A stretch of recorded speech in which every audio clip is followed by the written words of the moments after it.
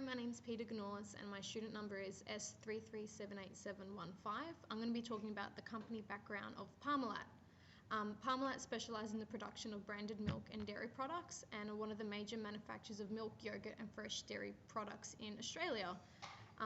Some of their brands in Australia are Paul's, Valia, Icebreak, Oak, Brecker, and their business strategy is to strive to deliver high quality products to their customers.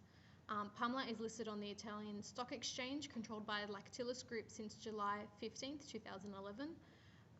Parmalat Group is a global player in the production and distribution of foods that are essentially for everyday wellness. They include milk and dairy products, which are practically yogurt, cream-based sauces, desserts and cheeses. Hi, my name is Sam Torcaso, student number S3430370. I'm doing the accounting failure of Parmalat.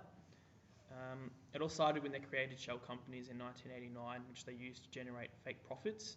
An example of this was Bonlat, a company in the Canary Islands, where they created over $3.9 billion through a Bank of America account, where they used cut and paste forgery, essentially getting the Bank of America letterhead from previous documents, scanned it and created fake depositing checks that estimated to be worth $4.98 billion at the end of the auditing investigation.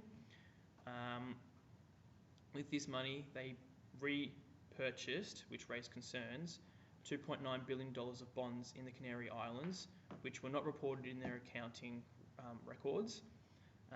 This created a $14.8 billion hole in the European market through the fake bonds and the fake Bank of America account.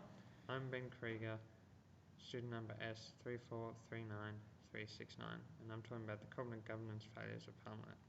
Their main failures were a lack of a monitoring system on their corporate members and their actions, and the corporate governance structure failed to comply with corporate governance standards of best practice, like the presence of independent directors and the composition of an internal control committee. How? They had a powerful blockholder, the Tanzi family, who controlled the company, although this is common in a lot of Italian companies. They had biased board of statutory auditors, which became a legitimizing device, not a monitoring mechanism, and their inefficiency due to its inability to gain access to the shareholders' activities and because of their closeness and influence from the Tanzi family. Parmalat's board of directors independence was also compromised.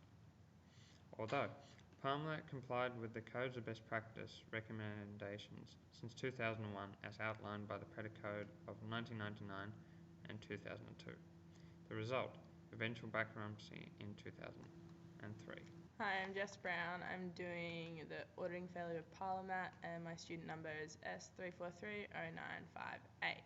So the auditing failure of Parmalat took place over a number of years. Both Grant Thornton and Deloitte failed to exercise their role of monitors. Not only did they fail in assuring that the corporate financial reporting was giving a true and fair view of Parmalat's financial situation and performance, but they also did not uncover the accounting fraud that went on.